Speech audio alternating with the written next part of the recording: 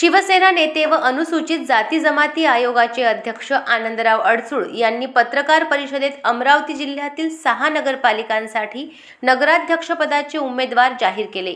2025च्या नगरपरिषद व नगरपंचायत निवडणुकांसाठी भाजप व राष्ट्रवादी काँग्रेस सोबत महायुती करण्याचा प्रयत्न झाला, मात्र तो सफल न झाल्याने शिवसेना स्वबळावर निवडणुकीला उतरणार असल्याची घोषणा त्यांनी केली।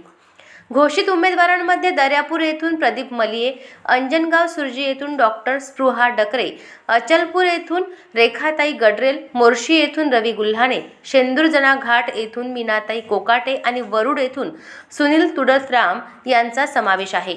सर्व उमेदवारांना पक्षाचे AB फॉर्म अडसूळ यांच्या हस्ते देण्यात आले।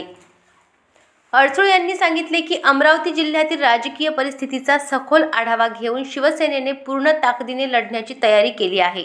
शिवसैनिक एकजुटीने काम केल्यास जिल्ह्यात पुन्हा भगवा फडकेल असा विश्वास त्यांनी व्यक्त केला। या पत्रकार परिषदेस माजी पालकमंत्री जगदीश गुप्ता, माजी आमदार ज्ञानेश्वर धाने पाटील, प्रीती बंड, संतोष बद्रे, श्याम देशमुख यांच्यासह अन्य पदाधिकारी उपस्थित होते। महायुती आमची आहे, अभेद्य आहे, परंतु लोकल स्तरावर नगर परिषद नगर पंचायतमध्ये प्रत्येक पक्षाला एक अधिकार दिलेले आहे। होत असेल त्या ठिकाणी आपण युती करावी, होत नसेल तर ती स्वबळावर आपण लढावं। मगाशी मी उल्लेख केला, जरी आम्ही स्वबळावर लढलो असतो, उद्या ज्या वेळेला निवडणुकीचे निकाल लागतील त्यावेळेला आम्ही सगळे एकत्र महायुतीच्या माध्यमातून सभागृहामध्ये आमचे येणारे नगरसेवक नगराध्यक्षपदी त्यावेळी तिथं असेल, कारण शेवटी आमचा एकमेव शत्रू म्हणजे महाविकास आघाडी असणार।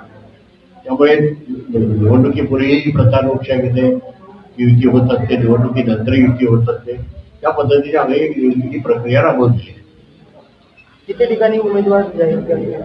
12 नगर परिषदेमध्ये 6 आम्ही आमचे उमेदवार नगराध्यक्षपदाचे आणि बाकी सगळे नगरसेवक पदाचे उमेदवार उभे करतो। महायुतीसोबत युती झाली नाही, आपली स्वतंत्र लढत आहे, काय चर्चा झाली नाही? काय चर्चा थोड्याफार होतात, परंतु ज्यामधून काही निष्पन्न होत नाही त्यावेळेला आपल्याला हा निर्णय घ्यावा लागतो। तो तिघांनी घेतलेला आहे, आपला स्वतंत्र निर्णय घेतलेला आहे। महानगरपालिकेसाठी, जिल्हा परिषदेसाठी काय म्हणणार?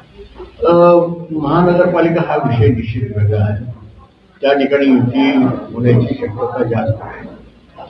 तशी जिल्हा परिषद पंचायत समितीमध्ये पण तेच करू, त्यामुळे सुद्धा आपण जवळच आपल्या 31 डिसेंबरपूर्वी सगळ्या निवडणुका निश्चितपणेच्या आपल्याला घेणं हे कोणाने ऑर्डर केलेली आहे, त्यामुळे ते करत राहत आहे। निवडणुकीचा अजेंडा काय राहणार आहे आपला? निवडणुकीचा अजेंडामध्ये जाहीरनामा कोणते मुद्दे घेऊन तुम्ही निवडणुकीला? ते विकासाचे, सातत्याने विकासाचे मुद्दे, कारण ज्या वेळेला सरकारमध्ये आम्ही आहोत आणि सरकारच्या माध्यमातून आम्ही या निवडणुका लढतो आहोत, तर विकास हा आता नगराचा विकास आहे, नगर परिषदेचा विकास आहे, येणाऱ्या महानगरपालिकेचा विकास आहे, जिल्हा परिषदेच्या माध्यमातून संपूर्ण जिल्ह्याचा विकास आहे। या सगळ्या गोष्टी या लोकांना अभिप्रेत आहे, हे घडलं पाहिजे, ते घडलं पाहिजे, ते घडवत आलेलं आहोत, राहिलेलं पुन्हा घडवायचं आहे, हा एकमेव आमचा अजेंडा आहे। यासोबत आपल्यासोबत मित्र पक्ष सुद्धा त्याच ठिकाणी लढत करत आहे आणि त्यांचे पण हेच अजेंडे राहणार आहेत। नवीन अजेंडा काय आहे राहणार आहे? नवीन काय असतं, लोकशाहीमध्ये लोकांचा नगरपालिका म्हटल्यानंतर नागरिकांना सुविधा देणं हा पहिला अजेंडा आहे।